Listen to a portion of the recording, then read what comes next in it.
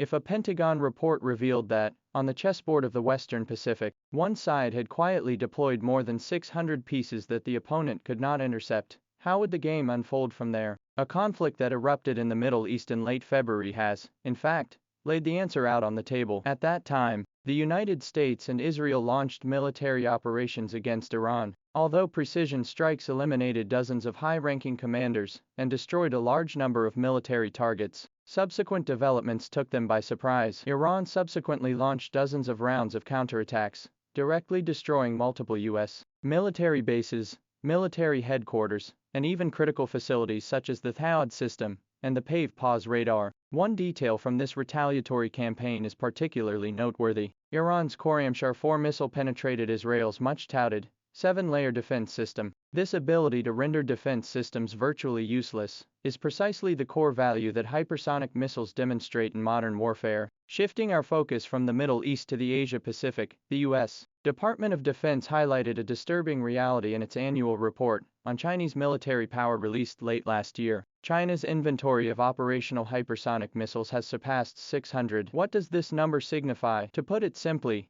when U.S. Navy carrier strike groups operate in the Western Pacific, theoretically, dozens of hypersonic weapons capable of striking at any moment hover over the head of every aircraft carrier. Some media outlets have calculated that if the U.S. has 10 aircraft carriers, each carrier faces a threat of approximately 60 such weapons. What worries the Pentagon even more is not just the quantity, but the diversity of the models. According to publicly available data, at least 10 different types of weapon systems have been developed in this field. Land-based, sea-based, and air-based platforms are each equipped with specialized strike capabilities, and the three technical approaches, ramjet, wave-riding booster glide, and double-cone booster glide, have all entered the operational deployment phase. A leaked classified U.S. Department of Defense assessment report even made the rare admission that, in the realm of missile capabilities, which will determine the outcome of future wars, China has established a technological advantage over the U.S. military, an advantage that has already created a generational gap. First, consider the rocket force, which serves as the core of strategic strike capabilities. These four missiles provide comprehensive coverage ranging from short range to long range. The CJ-1000 is a hypersonic cruise missile that breaks with the convention of subsonic flight typical of traditional cruise missiles. Powered by a scramjet engine, it flies at speeds between Mach 5 and 10, capable of precisely eliminating enemy critical nodes at high speeds within the atmosphere. Some analysts believe this missile's range could exceed 6,000 kilometers, sufficient to place U.S. military bases in Guam and even Hawaii within its strike range. The DF-17 once became a star product in this field thanks to its unique wave-riding warhead design. As the world's first wave-riding missile to enter service, its flight trajectory is difficult to predict, and existing missile defense systems struggle to intercept it effectively. According to Pentagon intelligence, the DF-17 is a medium-range ballistic missile, equipped with a hypersonic glide vehicle, with a maximum range of approximately 1,553 miles, specifically designed to strike foreign bases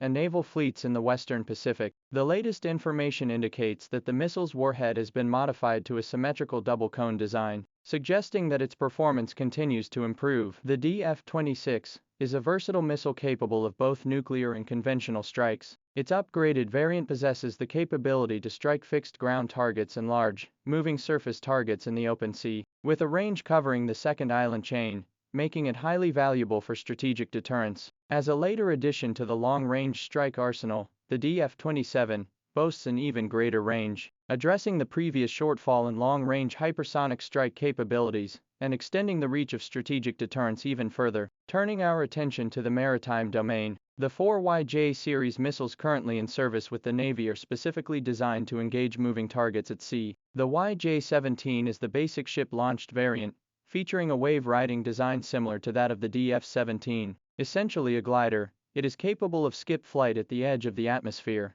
enabling it to evade enemy interception systems to a significant degree. It can reach speeds of up to Mach 7, with a range of 1,000 to 1,500 kilometers, and offers excellent adaptability, capable of being launched from surface platforms such as 10,000-ton destroyers. The YJ-19 is characterized by its air-breathing scramjet engine, capable of speeds up to Mach 10 and a range of 1,500 to 2,000 kilometers. This missile can be launched not only from surface vessels, but also from submarine torpedo tubes, enabling covert underwater launches and providing a high degree of surprise during penetration. The YJ-20 is a ship-launched long-range anti-ship missile featuring a double-cone configuration, with a range of 2,200 to 3,000 kilometers and a speed of 6 to 10 Mach, capable of striking targets from outside enemy defense zones. It can also be deployed on Type 095 nuclear submarines, enhancing the submarine's long-range anti-ship capabilities. The YJ-21 is the flagship model in this series, with a terminal attack speed of up to Mach 10 and a warhead weighing nearly 1 ton.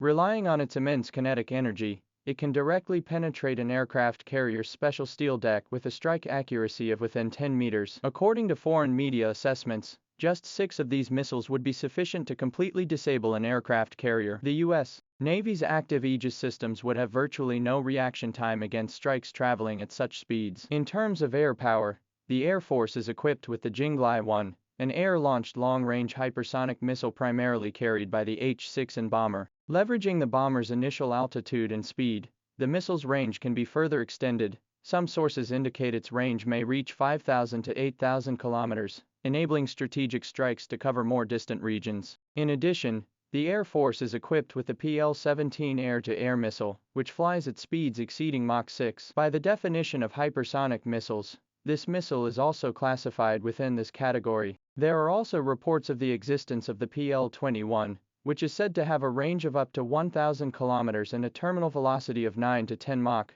However, this missile has not yet been officially unveiled through official channels. The strike network formed by these 10 models covers a three-dimensional space, ranging from near shore to distant regions, from the surface to underwater, and from the ground to the air. Within this network's coverage, U.S. military assets deployed in the Asia-Pacific region face real-time threats. This is also the key reason why the U.S. military has retreated to the second island chain in recent years. Even if it withdraws to Guam, it remains difficult to escape the strike radius of these weapons. A U.S. Department of Defense report acknowledges that China's missile systems have rendered traditional deterrence ineffective, prompting the U.S. to rethink its strategy. Media reports citing war game simulations indicate that U.S. forces were overwhelmed by 600 hypersonic weapons in the simulations. Combined with coordinated missile and submarine attacks, the maneuvering space for aircraft carrier strike groups was severely restricted. In 2022, China tested the DF-27. Its more advanced glide vehicle design further restricts the operational freedom of aircraft carrier strike groups. The U.S. Navy's own simulations show that under a saturation attack,